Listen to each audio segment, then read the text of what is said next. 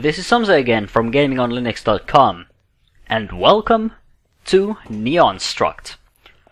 Struct is a first-person stealth game developed by Minor Key Games, who you might know for games like Eldritch and what was that other game called? You Have to Win the Game, I believe. And it's a very rather simplistic looking first-person shooter, and it works. It's a mix of like Thief. Some have mentioned Deus Ex. I haven't played that game personally, so I cannot comment on that.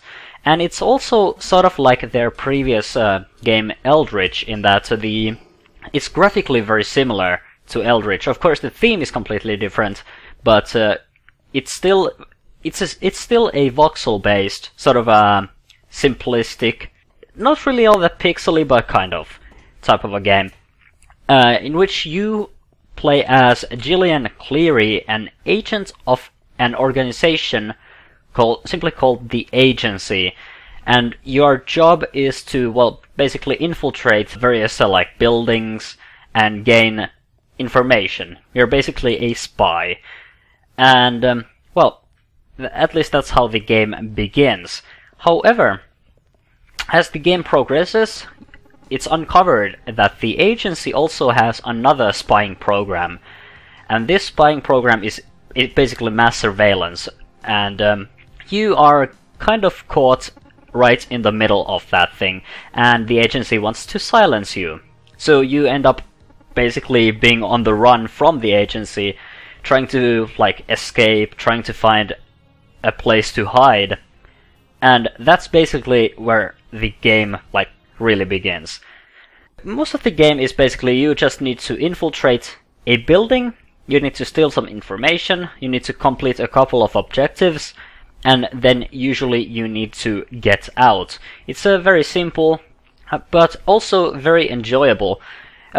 You're not actually going to use well, there is the option of violence, but there aren't any weapons, or any actual weapons. You have a couple of tools at your disposal if you want to use those. So you can, for example, stun your enemies with I can't remember what it's called. It's a Hudson something rather. I can't remember the actual name of that device. In addition, the same device can also be used to disable cameras if there are any, and then you also have a thing called anti-light grenade, which it's very self-explanatory. What it does is it simply removes light from an area.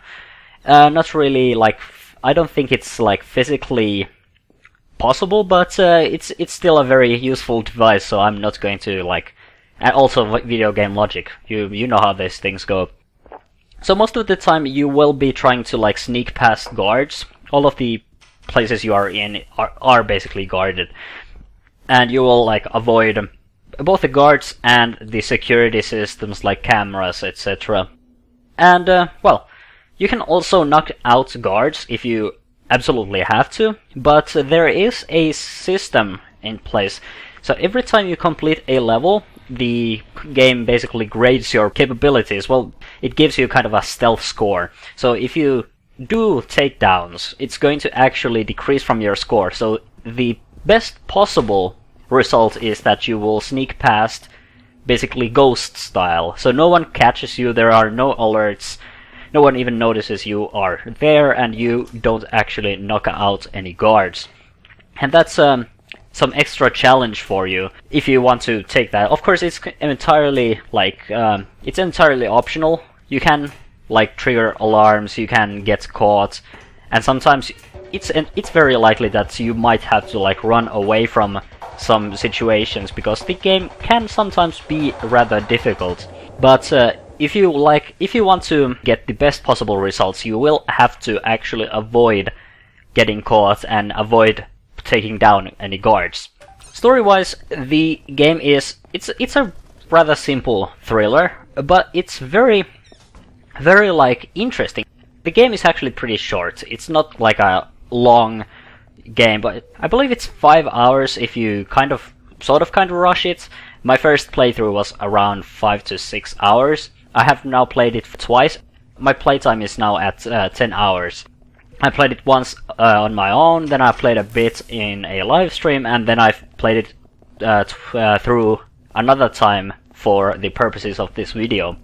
The plot isn't all that original, but it's still an interesting story, and in my opinion the game is actually worth getting for the story and also for the gameplay. The gameplay is actually really good.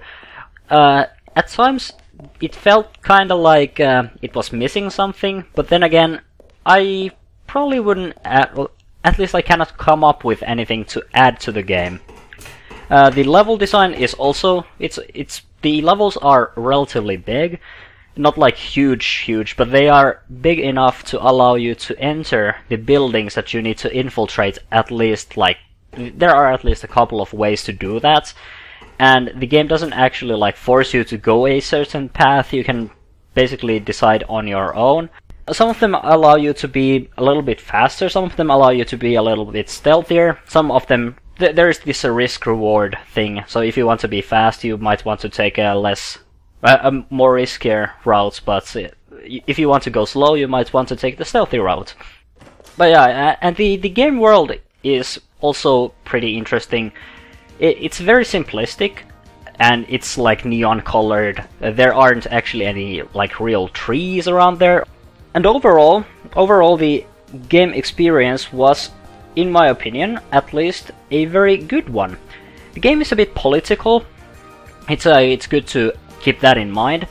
The game definitely makes some references to the NSA spying programs. It's definitely like the whole game is basically based on the NSA and the Snowden things that happened. And it's also like, it's not neutral about it. It kind of acts like a bit neutral, but in the end there is definitely some criticism of the this mass surveillance.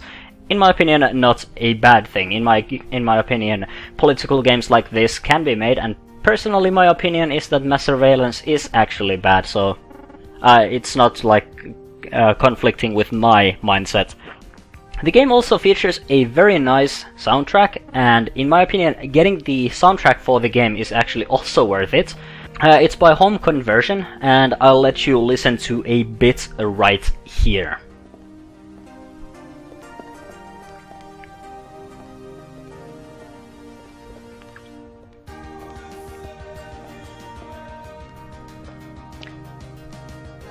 Personally, it's not something that I am drawn to, but I found the soundtrack pretty interesting, and I actually had to buy the soundtrack separately. I got the press key for this game, so I didn't like pay for the actual game, but I decided to buy the soundtrack separately because I found the soundtrack to be so good. It was surprisingly good. And overall, from like a performance side, the big game performed just very nicely, even on my Intel laptop, which has integrated graphics. So it ran there, and it naturally ran very well on my NVIDIA rig. And I didn't experience any crashes on my laptop or on my NVIDIA rig, other than when I used Novo, or Nuvo, as I should probably pronounce it. But that was the only case where I had instabilities, and it might very well be a Nuvo bug, and I might have to actually file it somewhere.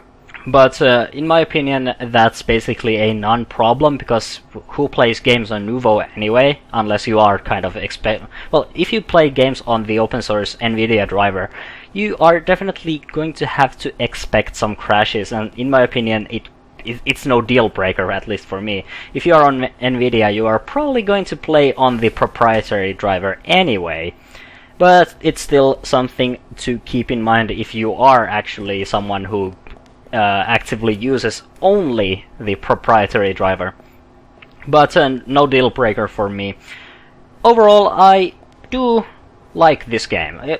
It's not like the best game ever, and in my opinion, Eldritch was a bit better than Neon Struct. But I do like that Minor Key Games tried to do something a little bit different and not just the like roguelite thing all over again, and instead went for a story-oriented experience. And I do like the game. I'd recommend you get it. The summer sales are here, so it might very well go on a super sale. I'm not sure. I think the game dev has said something about sales before, that there are probably not going to be any, but if it ends up being on sale, you might want to get it. You might want to get it even full price though. The game isn't all that...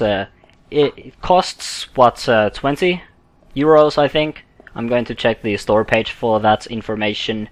Actually, I was wrong, it's 16, but in any case, close enough. It's not, in my opinion, asking too much for the game. Even though the game is short for one playthrough, you're probably going to want to play it at least 2 times. So because the game does have all these kinds of routes, and there are some choices that you also need to make during the game. So you might want to play it at least twice, if not 3 times, to see all this stuff. I enjoyed playing the game 2 times, and I will probably play it even 3 times. It's not too often that happens. And also, the game is kind of like speedrunning friendly, like Eldritch was. So if you are into like that kind of thing, I can definitely see there being some potential for that, because the game is very much like, it gives you freedom to go as fast as you want. It doesn't like try to pace you or anything. So you might want to like do that. I haven't tried like speedrunning Neon Struct yet. I have done some Eldritch speedrunning, but I will probably try that at some point. Also, the game does have some like optional objectives. Like there are these geocaches hidden in the maps. So getting all of those is also some extra challenge. And if you want to like completely ace the game, you will have to play all of the missions ghost mode, so basically not getting caught, and you will also have to get all of the geocaches.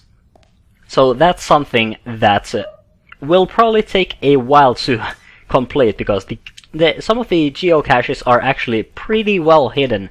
I haven't found like all the geocaches on a single level in Neon Struct yet, so it's going to take a while for you to find all of them. But in any case, I do recommend this game. It's a very nice game, and it runs very well on Linux. Definitely something to keep an eye out for. And, well, we will see in future videos.